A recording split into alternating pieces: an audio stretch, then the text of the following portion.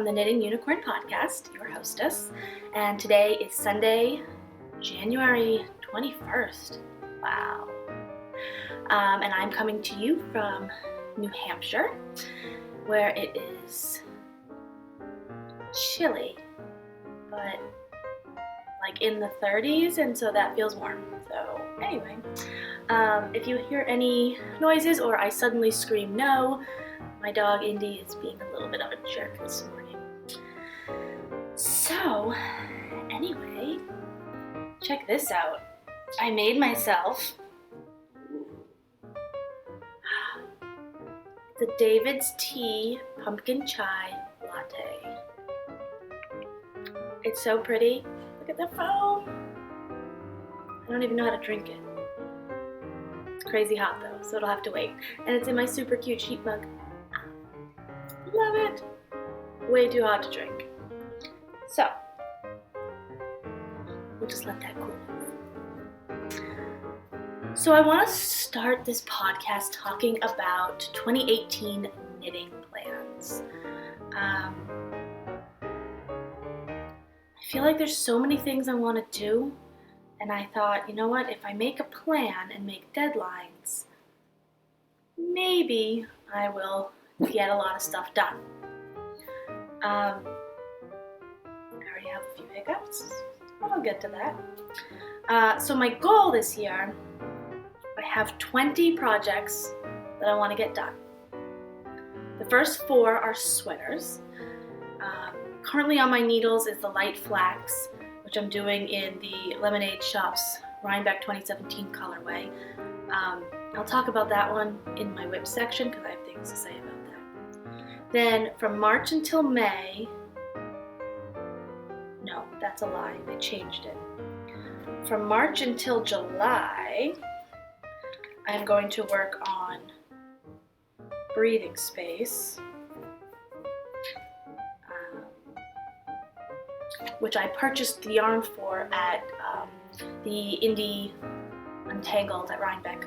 I bought Spun Right Round, Reaper's Rags, and Secret Handshake, which I'll show you when I actually cast that on. I gave myself a lot of time for that one because I think that it might be a little tedious, all the little micro stripes and the short rows, but more importantly, I want it to be a little longer than the actual pattern so I could wear it like a tunic with leggings. I know one side of it is it's asymmetrical. One side is long, but the other side is like a normal sweater length. I want to make that just a little longer so I would be comfortable wearing that with like leggings. So I gave myself a little extra time for that. Then from August until Rhinebeck, I want to work on and finish my Sunset Highway, and I just purchased a kit from Wool and Boom, which I'm really excited to get. And then after Rhinebeck, I want to cast on something. Originally, I had wanted to do the South Bay sweater, and I'll link all the patterns below so you can check them all out. There's also a thread on my Ravelry group, Knitting Unicorn Podcast Ravelry group, where I've listed all of these and you can check it out.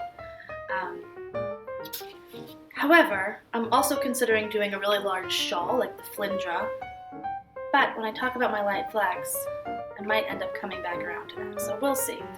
The goal is 3 to 4 sweaters. Then I'm doing 12 pairs of socks, 1 a month, and I'm on track for that. And I've also decided that I am knitting all of these projects from stash. Either they're already in my stash or I've already purchased them and they are on their way. So I've listed out all the socks and the yarns I'm going to use. I haven't listed out patterns because I'm not sure yet. A bunch of them are self-striping, so those are probably going to be vanilla socks. Can you not eat things? Thank you. But then I have some speckle and variegated yarns, which I'm thinking about doing maybe some Hermione's Everyday socks or just other fun socks. Then I have a few others, which are some cowls that I'm doing, and a whip I have to finish. So I have the Lolo's Mixtape Cowl, which is going on now, and I'll show you that. It's in my whips. Then there's supposed to be an underwing mitts cowl coming up. Erica Huser, she does some really gorgeous colorwork mittens. She got together with, I think it's Von Hertzen Fiber Arts, I'm not sure, but I'll link below. This dyer was going to dye up kits for it, and they were going to do a cowl. So I'm watching Instagram for that because I'm very interested in making those underwing mitts. Those are the ones that they're fingerless mitts, and they have the moons on the bottom, and then the big moth butterfly design. They're beautiful. Then I'm doing a cowl in the spring, which I'll talk about during announcements. And so I have something planned for that, which I will talk about. And then I started a pair of tinsel mitts. I have the first one done. I showed it on the last podcast. I still need to finish those, but I think those are going to end up being a Christmas gift. I talked about how I wasn't sure if they were or they weren't. I think they are going to end up being a Christmas gift for next year. So they're at the bottom of the list, since making one mitt take a night. So anyway, that's a lot of stuff to do. It ends up being like 20 projects. And some of the socks are Christmas gifts as well, so I'm kind of doubling up. Not all the socks will be for me, because otherwise I'll never get any Christmas knitting done. So that's that. That's the plan for 2018. Like I said, there is a thread in the Ravelry podcast, Knitting Unicorn podcast Ravelry group, and I would love to hear what your plans are for 2018 as well. Do you plan out the whole year? Are you more of a knit as you go, whatever inspires you kind of person? Do you use a notebook to keep track of things? Do you use Ravelry? I kind of use both. I kind of went through and wrote everything down, and then I transferred it to Ravelry to my queue. I didn't put all the socks in my queue, just a couple. Yeah, so tell me more about that. I would love to know how all of you plan out your years or don't plan out your years. So, moving on to FOs. I don't have any. No, I don't have any. I am almost done with my January socks, and I have until mid-February for the Lolo's Mixtape Cowl, and I have until the end of February for my light flax, which I will talk about. The one thing I will talk about, though, again, is my Pure Joy shawl.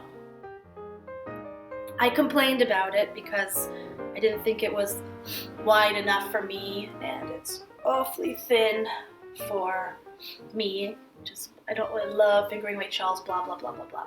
But I was saying how there's supposed to be 6 wedges. Well, and then I got down to this wedge and was like, oh, Mom already did the 6th wedge, and I didn't do it in purple. I messed up. Do you want to wear my shawl? Do you want to wear my shawl? Oh, you little babushka. Alright, anyway, take this out of your mouth. Yeah, so I was looking at it the other day, and I realized that I'm a bit of a moron, and this is not actually a wedge. This is the setup section. So I have 1, 2, 3, 4, 5 official wedges, not 6, so it is supposed to be bigger than this. I'm so stupid. There is supposed to be 1 more wedge underneath that's all this purple color. So I cast off nicely, which is good.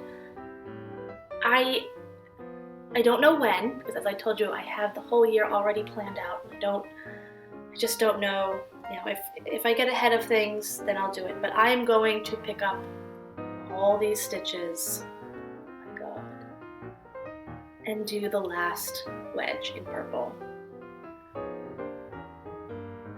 Because then it'll be like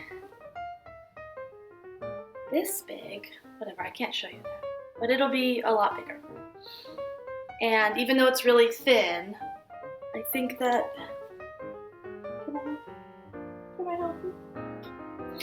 I'll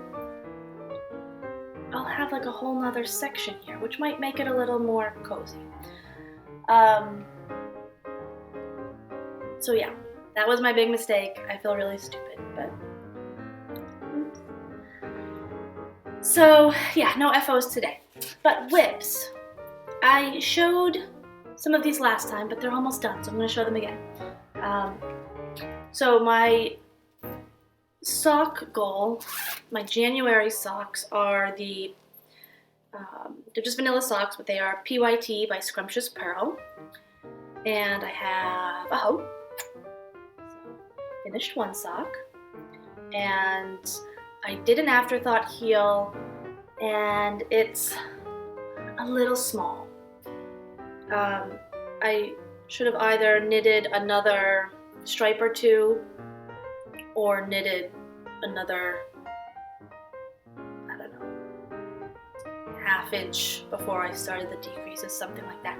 I will probably, it's not horrible after I block them and I put them on. Kind of like my Rose City rollers, they're a little tight, but after they've been blocked or I wear them a lot, they're not so bad. But I might rip out the heel and redo it, which isn't that big of a deal. But I'm still debating that. I mean, they do fit. And I am close to getting, I have my afterthought heel waist yarn in there already, and it's about 12 stripes. 1, 2, 3, 4, 5, 6, 7. I'm on the 9th stripe. I need 12 stripes to make it match this one, and before I do the toe. So if I do it that way, then I'll probably do the heel the right way on this one and then rip this one out. That's the plan. But I will definitely have these done by the end of the month. I'll probably have these done in a couple days. So next time I see you, I will show them to you. And they're really nice and really squishy, and I really like them. And they live in my lovely single strand studio mesh project bag with my Cavalier fabric and my little King Cavalier pin. Look, it's you. Don't eat my yarn. Ah, it's this little face. Moving on. So my next whip, I showed it before, but I've made some progress on it. Not nearly as much progress as I would like to make on it. I thought maybe I would finish it this week, but I ended up, oh my god, things were crazy. I had a million things to do, and I really, the cowl ends mid-February, but I don't have to finish it for the cowl. I mean, it's not that big of a deal. But if I can, I will, but I'm not killing myself over it. So instead of finishing this last week, I spent a lot of time on my light flax and my socks. But I did do some work on this. So the last time I showed it to you, I had just finished the baubles. And I have worked from about this stitch marker, Progress Keeper. I worked up to here one day, so it goes kind of fast because haven't gotten that far into it yet. And then the next day, I worked up this much. I didn't get that much done because I got a little busy, but it was a close-up. And I really like the way it's coming out. This is Hedgehog Fibers Fool's Gold. This is Flying Fins in Nightfall, and this is Lolo Did It in Hippo for Hanukkah. I don't have a huge section of it yet, so it's not that easy to see, but here it looks like this.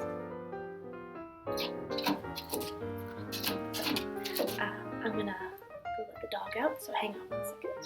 So yeah, I'm really enjoying knitting this, and when I do work on it, it goes pretty fast. Like I said, it's gonna get much wider.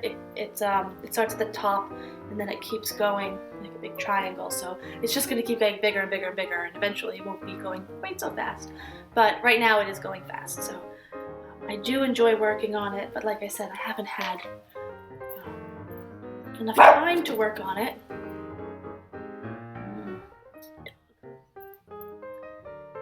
So it will definitely get done, I think, in February, but it might not get done in time to be entered to win a FO prize for the cow. But if you're interested and you like it, I definitely think that there's time to knit one up for the cow.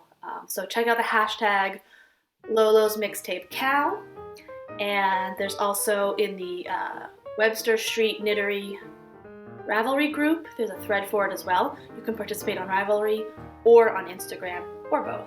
And Jen does little giveaways throughout the cow, which have been fun, and been some really beautiful prizes. So if you're interested, check it out. It is really a fun, beautiful pattern. I do have a picture of what it will look like when it's done. And if you missed the last episode, I talked about how I don't like fingering weight shawls, and this one is a fingering weight shawl. But this one's pretty big and voluminous, so I think I'm going to like it because I like to have a lot of shawl around my neck. So this is what it looks like when it's done. That's my dog.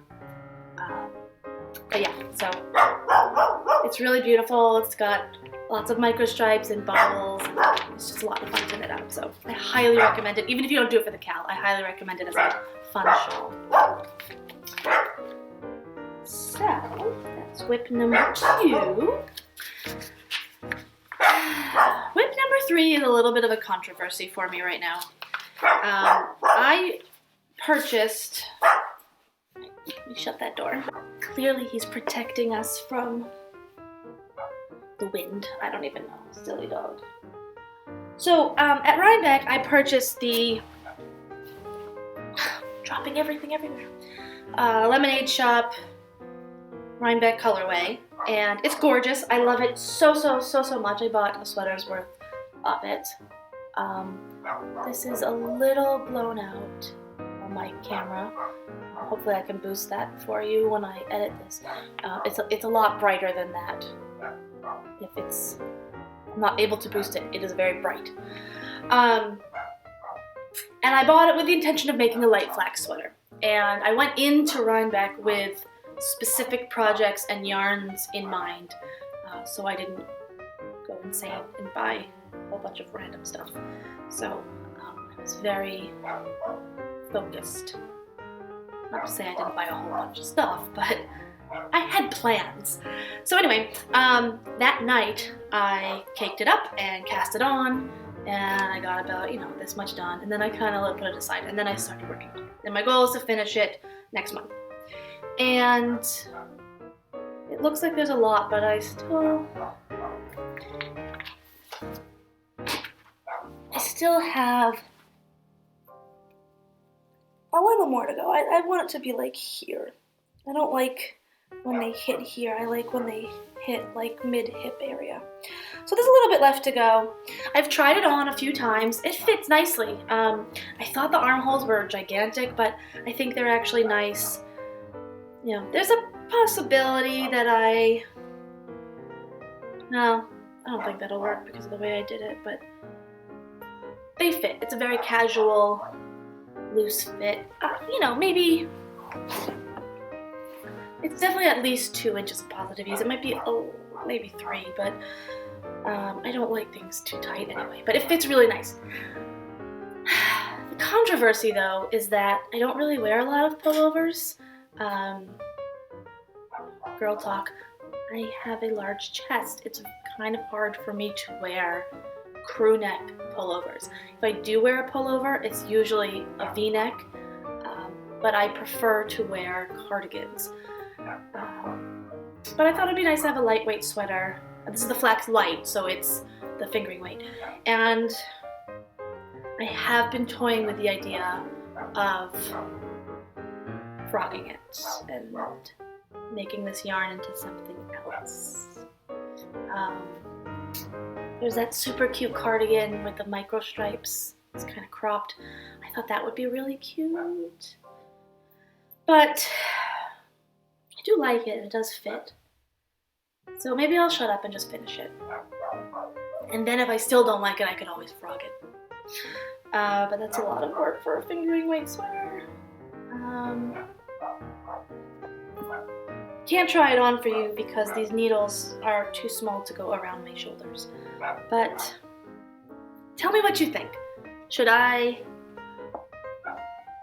scrap this and make it into a cardigan, or try to block the hell out of this collar so it doesn't feel like I'm being choked or a sausage stuffed into casing? That's what I'm always afraid of with the crew neck pullovers. But like, if I really block the hell out of that, maybe it won't be so bad. I don't know. Tell me what you think. If you have made one of these, what you think about it. If you're a large-chested woman, how you feel about pullovers. Let me know what you think, because I just don't know. I do love this yarn though, and it does fit. I don't know. So that's my dilemma at the moment. Yeah, that's that. So, moving on to acquisitions and reviews. I have a few things to talk about. First, I'm going to start with these needles because I have it out in front of me. I have been very interested in getting some Luca needles. Those are the driftwood needles that seem to be really popular right now. So, I actually gave my ChiaoGoo interchangeable set away to my best friend, Amber. The reason I did that is I love ChiaoGoo circulars. They're the ChiaoGoo lace, so they have the very sharp tips, and I love the ChiaoGoo cables. I don't love the interchangeable set. No matter how much I tighten the cables onto these particular needles, they always start to unscrew as I'm knitting. I don't know if it's maybe, well, I thought maybe it was the way I knit, but Amber had a similar problem with them. But she still likes them. So I gave them to her, and I was looking into getting a different set. Although I am considering just buying a million circular needles and being done with it because I like them. But anyway, I wanted to check out the Luca needles. So I bought this circular needle. I really, really like the needles. And they have a nice DPN set that I would definitely consider getting. As far as the interchangeable set or the circular needles, this cord is insanely, excuse me, that's my pencil. It's insanely stiff.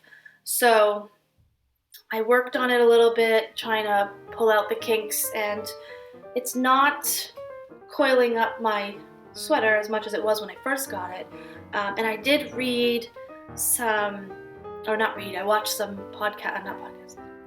YouTube videos on how to soften your cables with, putting them in boiling water. So I might give that a whirl as well. If I can soften up this cable, then I would recommend them, and I would consider getting the interchangeable set. If I cannot, I don't know. I'm just so used to the ChiaoGoo cables that I just don't know. But they are beautiful needles. They aren't too grippy. I don't like that. I'm a tight knitter, so too grippy is not good. Very lightweight, very sturdy. I like them a lot. So I will definitely, I think I'm definitely going to get the interchangeable set. I mean the DPN set. And I am considering the interchangeable set, again, depending on if I can soften up these cords. So these are the Luca needles. They're size 5 driftwood, and they're pretty good. So that's that. The next thing I want to show you, well, maybe I could take a sip of this tea now.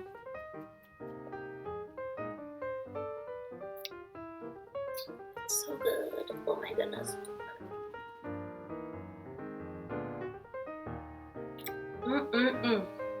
Alright.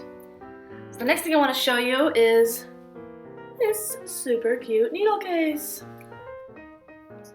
I like this fabric. It's like this little botanical fabric with the little bugs on it. It snaps together.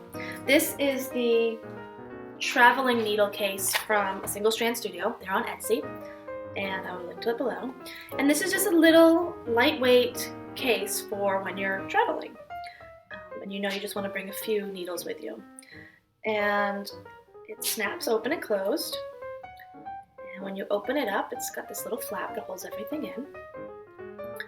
And I can fit some DPNs in here, some circulars. There's another pocket here. There's 2 rows of pockets. So there's a pocket back here, and there's a row of pockets in the front. So you can fit quite a lot in there. And it's really just super cute. And a great little case for when you're on the go and you want to throw a few different needles together. Because, you know, there's the interchangeable cases and the DPN cases and the straight cases, and there's not a lot of combo cases. But this is just a great little lightweight, throw it in your bag and go. And that flap and these snaps, like, it doesn't seem like everything's super secure, but it is. Nothing's coming out of here. Ingenious. It's a little tiny flap is all it takes to keep everything all set.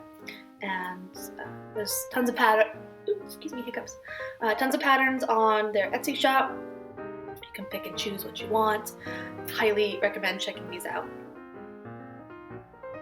I know, I really love this. So that's that. What is next on the list? Ooh, books. So, if you follow me on Instagram, you may have seen one of these books, but I got a couple Clara Parks books, not her prose books, like A Stash of One's Own and stuff. I didn't get those. These are much more encyclopedic kind of books.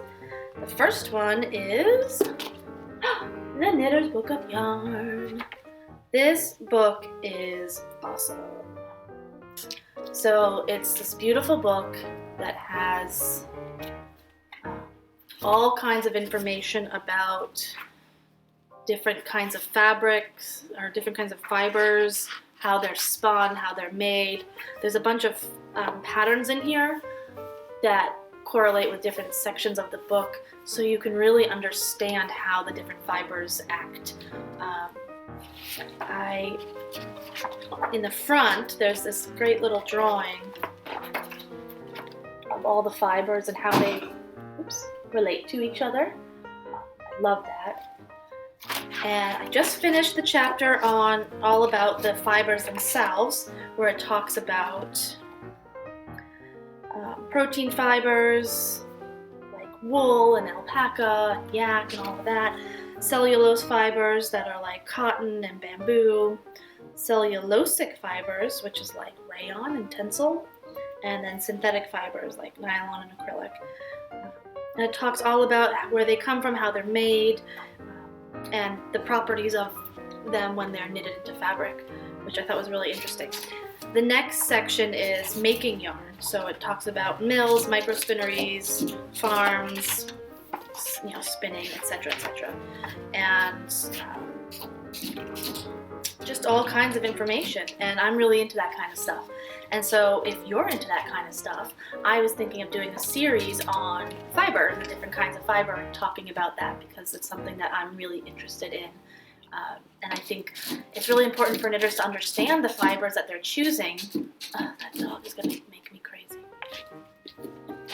Hold on. Again. Oh, my foot's asleep. Alright. Like I was saying, I think it's really important for knitters and crocheters to really understand the fibers that they're working with, so they understand how it's going to react in different kinds of fabrics. I was talking with Amber the other day about it, and how you can't just substitute yarns like that are in the same weight category and think it's going to work out, because it's not. You have to also think about the fibers. So in many cases, you're almost better off substituting a different weight of the same fiber than you are substituting a different fiber of the same weight. So something I'm really interested in, and I think I should talk more about it. So if you're interested in that, let me know, and I will probably have a short series, maybe just a couple episodes on that. Yeah, so something I'm super interested in, and if you are too, this is a great resource, Book of Yarn. There's a lot of other great resources about fibers as well, and I will share those as we go through. The other book I got is also Clara Parks, and I actually found the Book of Yarn because I was looking for this book. This is the Knitter's Book of Socks. And this is the yarn lover's ultimate guide to creating socks that fit well, feel great, and last a lifetime. I haven't actually started this book, but I've heard really good things about it. It's a really beautiful book, and it talks about, what you need in a sock to have a good sock. It talks about the different kinds of sock yarns, different kinds of patterns. There are patterns in here, which I love, and there's also tons of resources in here, which is awesome. So there's abbreviations and techniques. It talks about Jenny's surprisingly stretchy cast off, Judy's magic cast on, Elizabeth Zimmerman's sewn bind off. What else is in here? All kinds of different cast-ons, Kitchener stitch, different abbreviations like KFB and K2TOG and blah, blah, blah, blah, blah, blah, blah. It's all in here. There's also this, I love, the foot-length table. You need that. You absolutely need that, especially if you're knitting socks for other people. This is just great. So, I think I need this for myself because I keep making my socks too small. There's also men's shoe sizes, children's shoe sizes, women's shoe sizes for men, women, and children. And there's all of the websites for all the different materials used. So all of the yarns and things, she gives the websites here for that. So this is a great book. I like I said, I haven't gotten too much into it, but I am really excited to dig in. There's even a section on books, recommended reading for socks. So it'll be fun, but so much to do, so little time. So these two books are beautiful. Clara also has a bunch of other books like this. There's the Knitter's Book of Wool, and I think there's another one, not to mention all her other great publications. So I definitely recommend checking those out if that's something you're interested in. And then I want to talk to you guys who may be here specifically for this, but I want to talk about the Addi FlexiFlips. I have been stalking various websites, Amazon, whatever, trying to find a set of these. I wanted size 1s, and everywhere I kept looking, the size 1s were always sold out. There was like size 7s and size 9s. And I'm like, what do I want that for? I don't want that. I want to make socks. So the other day I was on Amazon for something else, and it came up in my recommendations, and they had the size I wanted, and I got super excited, so I ordered them right away. They were like $24, and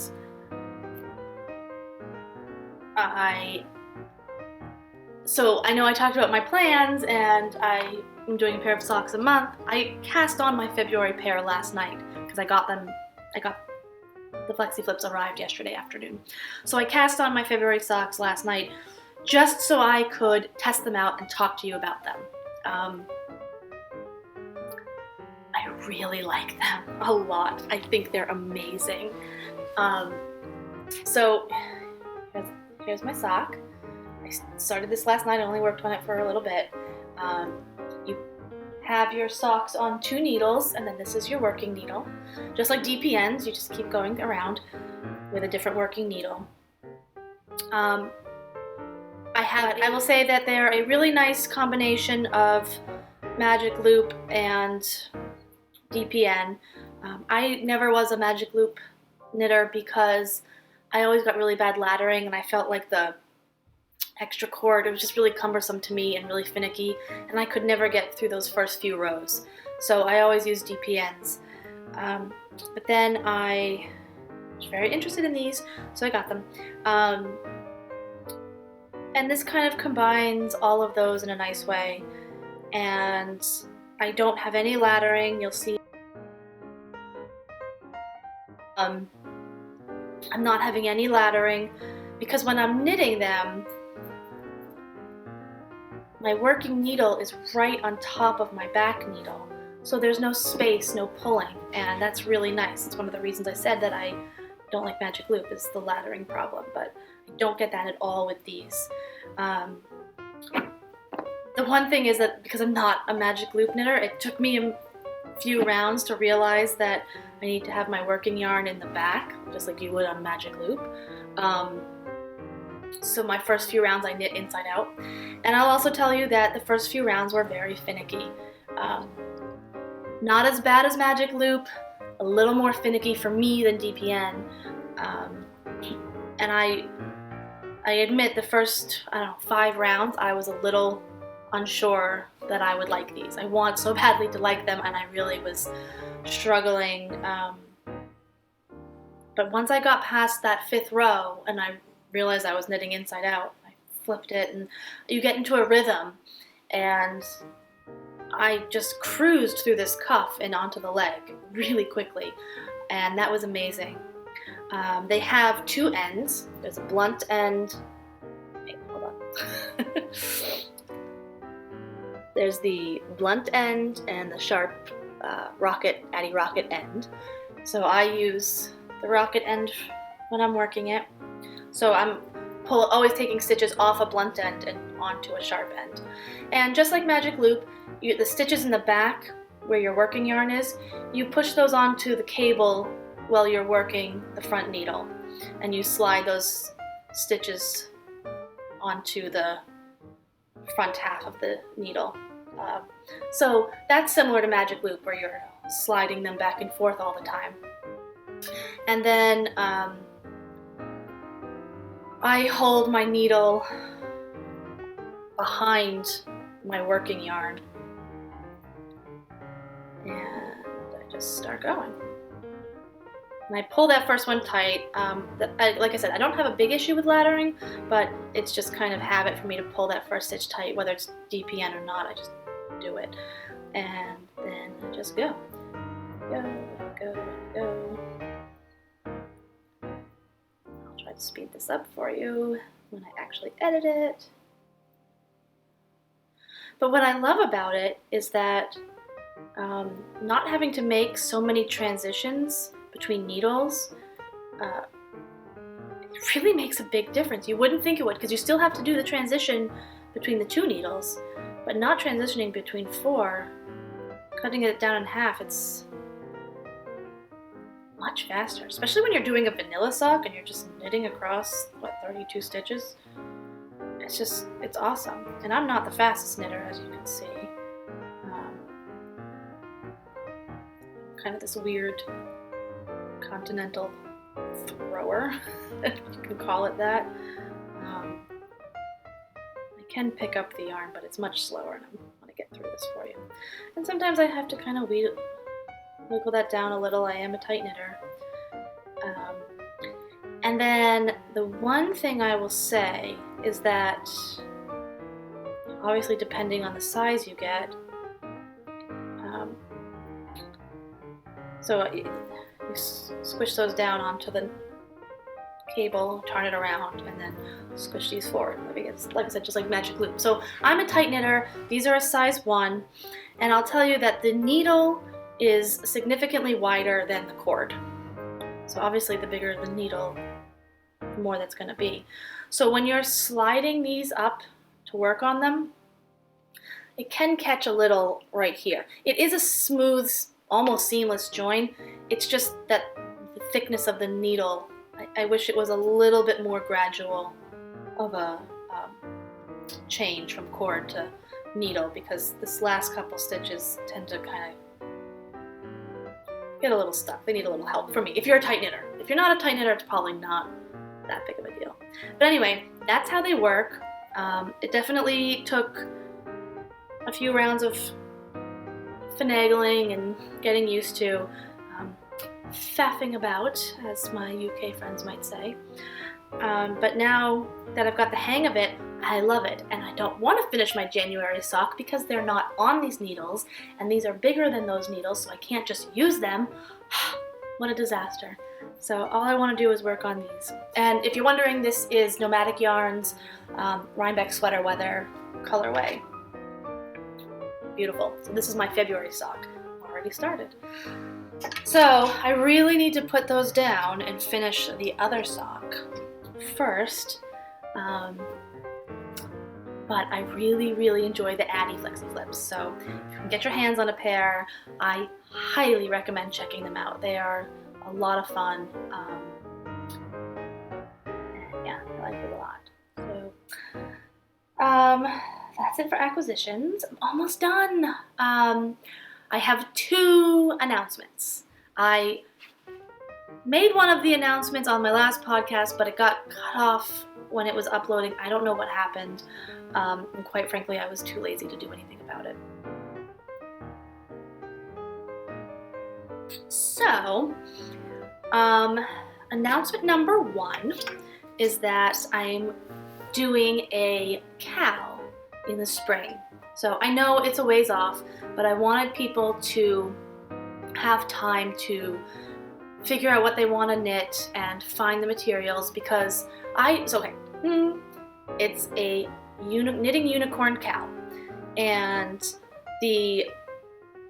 all of the details are in the Ravelry group, but basically you can do anything unicorn related, whether it's got a unicorn in the pattern, color work, maybe you're knitting a unicorn hood or snood, maybe it's from Unicorn Yarn Company, maybe it's a colorway that has to do with unicorns, like Knitted Wit's Unicorn Dreams, or Hand Drawn Yarn. She has a ton of unicorn colorways. So it's really open to interpretation, and whips are allowed. The whole reason I decided to do this was that I love the Dunkelgrün podcast. Anna, hi Anna, if you ever see this, I love your podcast.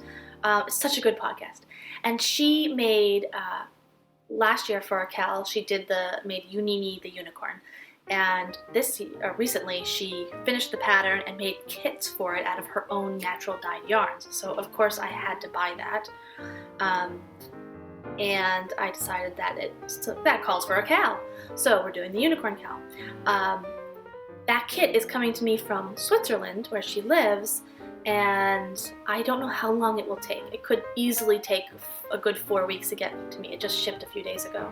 So things always get stuck in customs, and you know, any of you in this crazy yarn community that love to buy stuff from the UK or other countries, even Canada, the post is really slow there.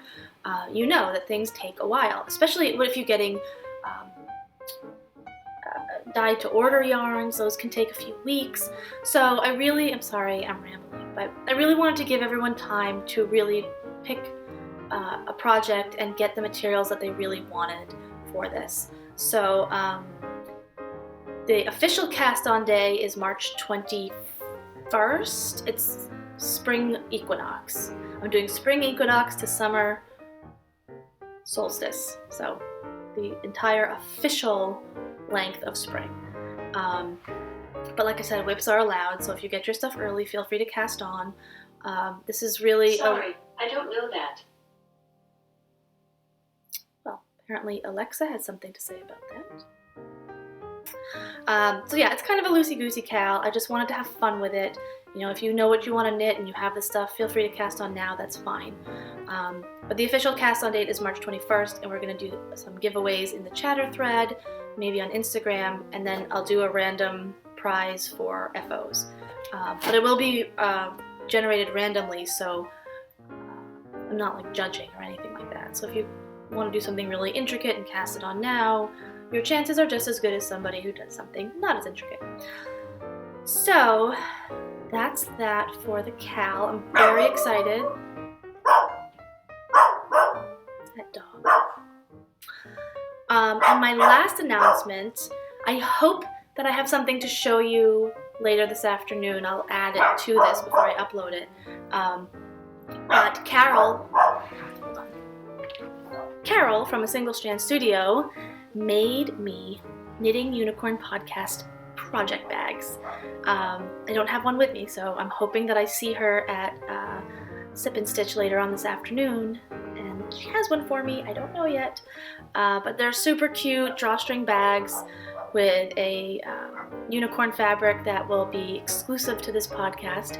And then I've asked Lisa from Flying Fin Yarns to dye up some yarn to match, and we will be selling these kits in the Single Strand Studio store on Etsy, which I will link to below. They are not up there yet. We still have to put all the kits together, still have to approve the yarns, and all that fun stuff, but it is coming and I am crazy excited about it. It's going to be amazing. I also might do some pins for you, and one of those little sets, the bag and the yarn, and maybe a pin if I can do them, will be one of the giveaways for the Unicorn Cal. So stay tuned. Hopefully I'll have something to show you at the end of this video. If you don't see it, then they're not done yet and you'll have to wait until the next podcast. But I'm crazy excited about it. It's going to be awesome. So that is it for me. It's one of my shorter podcasts. Wow. Thanks for bearing with me and bearing with my crazy dog who is very vocal today. And I hope you have a wonderful week, and I'll see you in 2 weeks. Bye.